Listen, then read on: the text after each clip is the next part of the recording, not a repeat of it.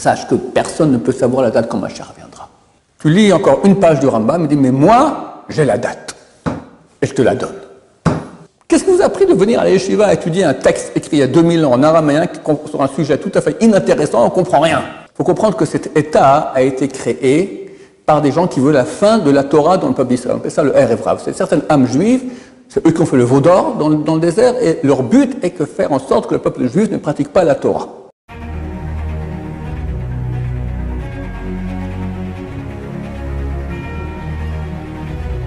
Ce jour est dédié pour l'élévation de l'âme de Rivka Batsara Zechan Livracha, une Guilloret qui est décédée sans enfant et sans mari. Donc ces paroles soient, Bézat Hashem, une grande élévation de l'âme pour son âme. Alors, nous encore de parler un peu du Mashiach. Alors, à propos des dates, il faut savoir qu'il y a des gens qui croient qu'on n'a pas le droit de donner des dates quand Mashiach viendra. C'était effectivement écrit dans la Gemara, tu pars nafshotam, que crèvent les âmes de ceux qui donnent une date du Mashiach. Et c'est une erreur. Pourquoi? Parce qu'on a vu que presque tous les grands de l'histoire ont donné des dates pour le Mashiach. Un grand rabbin qui vivait vers l'année 900, quelque chose comme ça, c'était 900 de l'ère laïque, c'était Rav Saadia Gaon. C'était un géant, d'accord? Il a donné une date. Cette date n'est pas venue. Enfin, la date est venue, mais le Mashiach n'est pas venu. Rashi écrit, ce que vous allez voir, c'est dans Daniel, chapitre 8, verset 14, qui a donné une date, la date n'est pas venue. Et nous, on va redonner d'autres dates. Et Rashi dit, on donne des dates comme ça, et on attend. Si ça vient, tant mieux, ça vient pas, on redonnera encore des dates. Et comme ça, durant l'histoire, Rashi a donné une date, Rav Saadia Gaon a donné une date, le Ramban Nachmani a donné une date, le Rambam, Maïmonide, il écrit dans Igeret Teiman. Igeret Teiman, c'est une lettre aux Yéménites, c'est un livre qu'il faut absolument, c'est très court à lire, ça prend une demi-heure, extraordinaire, extraordinaire. Là-bas, il parle beaucoup du Mashiach. Et il dit, sache que personne ne peut savoir la date quand Mashiach viendra. Et pourquoi Rav Saadia Gaon, il a donné une date? Parce que le peuple juif souffrait. Alors, on lui donner une date qui n'était pas trop loin, comme ça, leur donner courage, tout ça. Mais on ne peut pas savoir la date. Tu lis encore une page du Rambam, il dit, mais moi, j'ai la date. Et je te la donne. Il donne une date aussi. Évidemment, elle est passée aussi. D'accord? Terminé. C'est passé. Le Gaon du Vilna a donné une date. Le Rav, comment il s'appelait, ce Rav espagnol, j'ai oublié son nom, peu importe. Le Malbi m'a donné une date. Beaucoup ont donné des dates. Alors, la Gemara dit qu'on ne peut pas donner, c'est une erreur. Vous pouvez la voir dans la Gemara, c'est dans le Sanhedrin, chapitre 11, c'est écrit là-bas que pourrissent donc les âmes de ceux qui donnent une date, qui disent, et quand, si à cette date le Mashiach n'est pas venu, il ne viendra plus. Ça, c'est interdit. Mais donner une date, on voit que tous les grands l'ont fait. Maintenant, moi-même, je ne donne pas des dates. Je dis, je pense que ça sera, mais je me trompe toujours. Donc, je prends mes précautions, parce que vraiment, je me trompe toujours. Sinon, on ne serait pas là encore à faire des cours, d'accord? Donc, on peut imaginer, penser que ça va être pour bientôt. Voilà. C'est clair que c'est pour bientôt. Pourquoi? Parce qu'il y a une histoire, il y a un programme. Le programme est qu'on a été fichus dehors parce qu'on s'est mal comporté. On a été des ordures. Et Dieu nous a fichus dehors de la terre, nous voyons en exil long, terrible. Et Parashat Nitzavim, qui est à Parashat ton anniversaire, c'est écrit là-bas, quand se sont survenues toutes les choses écrites que je t'ai dites, la bracha, bénédiction, et la malédiction, et juste avant, il y avait une paracha avec 98 malédictions, que quand on veut prouver que la Torah est d'origine divine, on fait sur ça. Jacob s'appelle la preuve irréfutable, c'est une démonstration par A plus B, que personne ne peut refuter, ça fait 30 ans que je fais le coup peut-être, personne ne peut refuter jusqu'à aujourd'hui. La preuve irréfutable, comme quoi la Torah est d'origine divine. Je prends maintenant les malédictions, tout s'est réalisé. Tu vas quitter la terre d'Israël, tu seras en exil, tu seras dispersé sur toute la terre, tu ne pourras pas rester longtemps dans le même pays, sans le peuple juif, il a été expulsé d'un pays à l'autre. On parlera de toi de façon tout à fait non proportionnelle. Qu'est-ce qu'on est, nous? On n'est rien de rien, on parle de nous comme si on était grands comme... Je crois qu'ils ont fait en Amérique, ils ont fait une étude, ils ont demandé à des gens, un échantillonnage de la population, combien sont le peuple juif? La moyenne, c'était 60 fois plus que ce que nous sommes vraiment. 60 fois plus, la moyenne. Il y a quand même quelques-uns qui savent que c'est un tout petit pays de rien, le pays d'Israël et le peuple juif. Ils croient qu'on est des millions, des milliards, d'accord?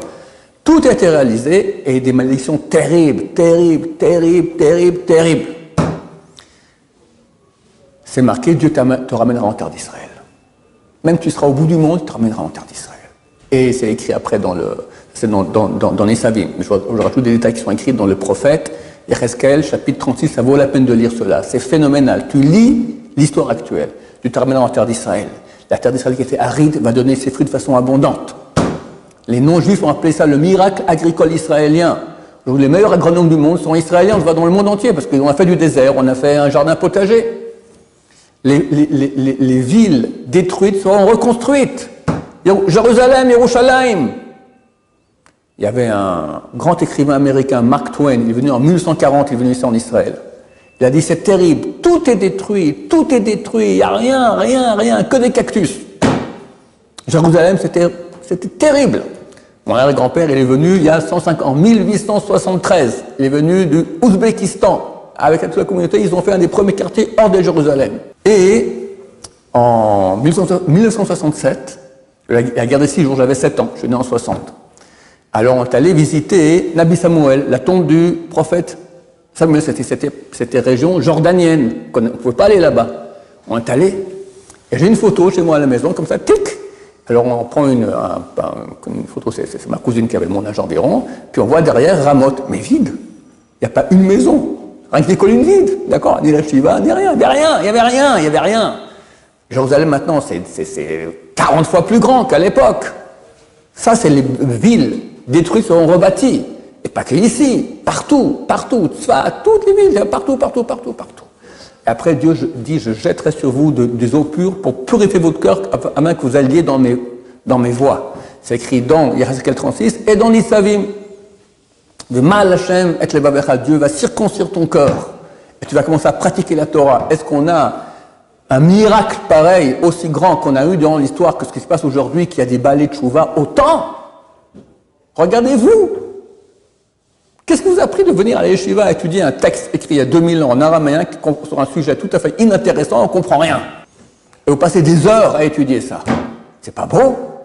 Ça, c'est la promesse de la tchouva. Il n'y a jamais eu de l'histoire un mouvement de tchouva aussi grand que le peuple juif. D'ailleurs, jamais eu de tchouva dans le peuple. Une seule fois il y a eu, c'est quand Haman, il a reçu l'ordre, il a reçu l'autorisation du roi Assuréus de tuer tous les juifs. Là, ils ont fait tchouva. En 3 jours de jeûne, tout le monde a fait tchouva. Mais c'est tchouva par la force. Aujourd'hui, qui fait tchouva par la force? Quelqu'un est venu ici parce qu'il avait peur d'aller en enfer? Ou il avait peur d'un décret de Macron contre les juifs en France? Non, pas du tout. Par amour de la Torah. Et comme ça, il y a des millions, c'est phénoménal. Il y a quelques semaines, un des plus grands chanteurs israéliens dont je ne connais pas le nom, il a fait un grand concert au nord de Jérusalem. Qui allait là-bas? Tous des non-religieux, avec qu'on appelle ça, les tatouages, les piercings, les punks, d'accord. Ils sortent du concert, ils vont tous là-bas, ils ont fait des slichot. Des non-religieux, ils ne savent rien, ils ont prié Dieu. Vous étiez au côté, vous avez vu un peu combien de monde là-bas? Phénoménal. Il y a eu un concert, je crois qu'il y a 10 jours, au Madison Square Garden de New York. 100 000 personnes. Qui était là-bas? Le plus grand chanteur israélien, d'ailleurs d'origine francophone, Shai Rebo. Shai Rebo, vous connaissez?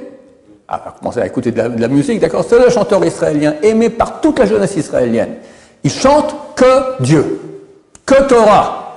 Une fois, une journaliste lui a demandé pourquoi. Elle dit Dieu m'a fait un grand cadeau, que j'ai un don pour chanter et de composer des chansons, alors je vais le remercier. Il parle que de Torah. Et chez les non-religieux, t'as le bon Dieu, qui t'a après? Nous, on a Moshe Rabbeinu, Abraham, Israël, Jacob. Eux, ils ont le bon Dieu. Après, ils ont le chanteur, d'accord? Ce que les chanteurs, c'est le bon Dieu, d'accord? Donc, en Israël, tu as toute une jeunesse qui est loin de Torah, qui chante Dieu, qui chante Torah. Dans les autres pays, qu'est-ce qu'ils chantent? Je t'ai vu, tu m'as vu, on s'est touché, on s'est machin, et tout ça, tu me manques, je t'aime bien, etc. Et des trucs de... Non mais, malade. C'est pas beau ça. Et c'est écrit dans Parashat Nitzavim, c'est écrit dans le prophète. On est en train de vivre ce... Alors quand tu vois tout ça, retour en terre d'Israël, la terre qui donne ses fruits, que la Gemara dans le traité Sanhedrin, page 98b, dit tu n'as pas de signe plus clair de la fin. Ce verset de Yecheskel qui dit ô toi, terre d'Israël, porte tes fruits pour mon peuple d'Israël qui sont prêts de revenir. Lorsque la terre d'Israël portera ses fruits de façon abondante, c'est le signe de la fin. Donc il y a la tchouva. C'est marqué qu'Israël ne peut être sauvé que par la tchouva. Il y a la tchouva, il y a le retour en terre d'Israël, il y a la terre qui donne ses fruits. Le monde d'Ishmaël, qui voulait nous empêcher, qui était ici, qui était autour de nous, qui voulait nous bouffer, disparu, fini. Il n'y a plus aujourd'hui une population arabe qui est dangereuse pour nous au niveau physique, au point où on risque d'être annulé, annihilé. Guerre des 6 jours, Nasser, il a fait la fédération arabe, 12 ou 13 pays arabes sont venus en guerre contre nous, on était un petit pays de rien. À Netanya, entre la mer et la frontière arabe, il y avait 22 kilomètres. Entre Gaza et Tel Aviv, c'est combien? C'est une demi-heure de route en voiture. Ils sont venus beaucoup plus grands en chiffres, beaucoup plus grands en moyens en armes, d'accord? On a un miracle fantastique. Aujourd'hui, c'est fini. Il n'y a plus l'Égypte, on a fait la paix, la Syrie, guerre civile terminée, l'Irak, les Américains sont venus, ils les ont éliminés, il reste les Perses, l'Iran. Mais l'Iran, c'est pas des Arabes. C'est l'Iran, et ça, c'est le dernier acteur de la fin. Très bientôt avec les deux dieux.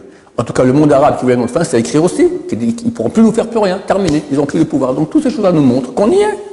Alors quand ça sera, on ne sait pas. Maintenant, on a encore quelque chose de très nouveau cette année, la gauche. Il faut comprendre que cet État a été créé par des gens qui veulent la fin de la Torah dans le peuple d'Israël. On appelle ça le Erevrav. C'est certaines âmes juives, c'est eux qui ont fait le veau d'or dans le désert, et leur but est de faire en sorte que le peuple juif ne pratique pas la Torah. Et ils ont réussi. Ben Gurion, il a dit à l'ami du père de mon voisin, dans 20 ans, il n'y aura plus aucun religieux dans ce pays. Mais Dieu a fait autrement. Et tric, d'abord, on fait beaucoup plus d'enfants qu'eux.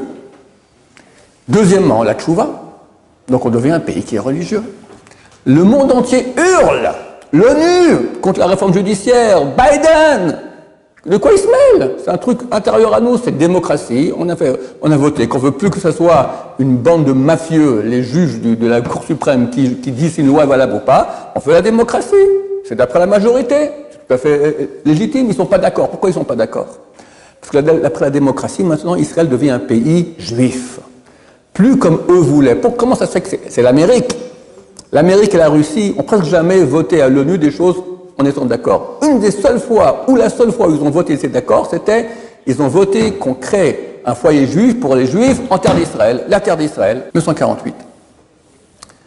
L'ONU vote qu'on reçoit la terre d'Israël. Comment ça se fait que les non-juifs qui ont vu notre fin pendant 2000 ans, ils nous donnent la terre d'Israël? Alors j'ai fait un cours très, très long sur le sujet, je ne vais pas tout expliquer maintenant, mais en 2 mots. Dieu a joué un tour au côté négatif. Le côté négatif veut la perte du peuple d'Israël.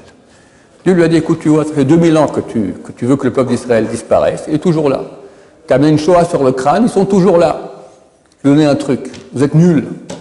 Donne les Juifs dans les mains des Juifs non pratiquants. Ils vont en faire un peuple goy. Et en terre d'Israël, tu auras une Gay Pride la veille de Rosh Hashanah, le jour de jugement à Jérusalem, la ville sainte, une Gay Pride. Est-ce qu'on a entendu une fois qu'il y avait une Gay Pride durant toute l'histoire juive? Dans l'exemple entre un homosexuel qui a dit je suis homosexuel dans le peuple juif, ça n'existe pas un truc pareil. On connaissait quelqu'un qui ne pratique pas le Shabbat, il n'y en avait pas, on ne les voyait pas ces gens-là. Ici, la majorité ne fait pas le Shabbat, il y a des villes entières qui revendiquent qu'on puisse avoir les bus et les trams aussi le jour du Shabbat. Manger du porc, ça n'existait jamais dans le peuple d'Israël, tu as des boucheries de porc. Tout ça, qui l'a fait? Les goïms n'ont pas réussi à faire ça au peuple juif. Par-ci, par-là, ils ont réussi à attraper quelqu'un que le peuple, dans sa majorité, fasse, jamais. L'État d'Israël, il a fait ça. Dirigé par le Erevrav qui a voulu la fin du peuple d'Israël en tant que peuple juif. Dieu a laissé faire ça. Pourquoi? C'est le seul moyen qu'on revienne en terre d'Israël, que les goïms acceptent qu'on revienne. Les goïms ont dit, ah, on va faire de vous maintenant les goïms, c'est bon, allez-y, prenez la terre, c'est pour vous. Et tout le monde est content. Et maintenant, ils voient que tout à coup, on devient un peuple juif. Ils disent, oh, oh, oh, oh, il y a une maldonne là, on n'est pas d'accord. Il y a des goïms comme nous. Non, mon cher ami. Et on est en Israël, on ne bouge plus. Ils l'ont eu dans le baba. Ce que nous sommes en train de vivre, comprenez, c'est de cette année. Ils font des manifs d'enfer, ils sont payés. Ils sont payés par des Américains. C'est des gens en Amérique qui payent pour que les manifs. 300, et un arabe était là-bas, dit pourquoi il m'a demandé 300 shekels. Je suis allé, d'accord, qu'est-ce qu'il a à faire de ces trucs-là? Ils reçoivent de l'argent. Pourquoi ils sont tellement énervés contre cela? Alors que c'est pas grand-chose, on demande une démocratie. Pas qu'il y ait une bande de mafieux qui décide pour nous des lois, il y a une démocratie. Parce qu'ils comprennent qu'en fin de compte, ils sont perdus. Parce que puisqu'il y a plus de religieux sans cesse, ils font des enfants, et il y a la tchouva, ils comprennent très bien que c'est mort. Et les goïms aussi. Alors eux aussi se mettent à hurler. Trop tard, Balthazar, on y est, on ne bouge plus. Donc tout ça nous fait dire que c'est pour très très bientôt. Dès lors, il faut surtout dans ces jours-ci maintenant, jusqu'à Kippour, faire une tchouva totale. Parce que quand Mashiach y vient, d'abord, pas tout le monde mérite de le voir. Il faut des mérites. Secondo, ton niveau, enfin, le niveau de tes mérites, il est fixé. Après, quand Mashiach vient, on va tous monter. On va monter, monter, monter. Mais on n'aura plus de mérite. Parce qu'on n'aura plus le challenge, on n'aura plus maintenant l'effort qu'on essaiera. C'est maintenant que c'est dur. C'est maintenant que tu peux montrer, gagner des mérites. Après, quand c'est tout facile, on verra Dieu. On peut faire autrement. C'est marqué à l'époque messianique, quelqu'un vient cueillir une figue Shabbat, la figue, elle crie Shabbat. Les petits enfants croient que les figues vont se mettre à parler. C'est pas ça. La réalité, elle parle. Si je dis maintenant saute par la fenêtre, la réalité te dit attention, danger. Tu mets la main dans la prise électrique, tu vas dire je peux pas faire une chose pareille. Pourquoi tu peux pas? C'est pas compliqué. La réalité crie attention, danger. Alors on verra Shabbat dans la nature. On peut pas faire autrement. On va tous monter très très haut. On aura un enseignement de Dieu extraordinaire. Il y aura un bonheur phénoménal. Il n'y aura plus de mérite. Le mérite, chers amis, c'est maintenant. Tapez, boxez, faites tchouva. Dieu, il est là, voilà. Dieu, il est là, il tend la main, reviens. Il n'y a qu'à le dire. On m'a raconté ça hier ou avant-hier. Il y a quelqu'un qui devait être Chazan. Il y avait une chaleur Tzibouch, le Rav Steinman. Il y a Mim Noraim, les jours de Rosh Hashanah et Kippour. Il dit, Rav, j'ose pas, j'ai pas fait tchouva suffisamment. Alors, il dit, bon, c'est pas compliqué. Depuis que tu te lèves ton pupitre pour aller à la Teva, d'accord, ça fait combien? 10 mètres, tu fais tchouva.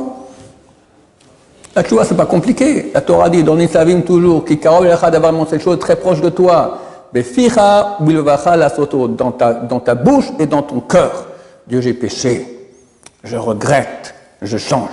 Combien de temps ça a pris? 5 secondes. Et tu as tout gagné.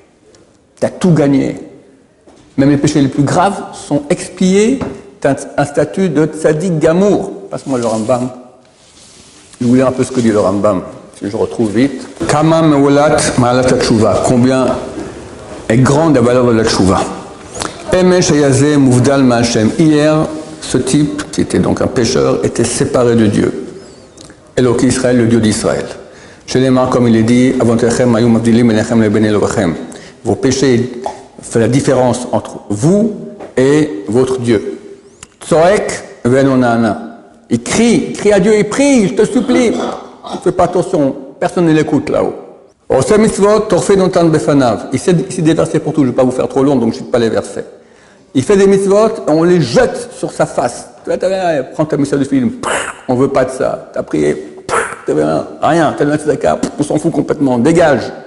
Va'ayom, et aujourd'hui, au Moudbak Bashrina, il est collé à la présence divine. Il crie, on lui répond tout de suite. Il fait des mitzvot, on les reçoit avec amour et joie.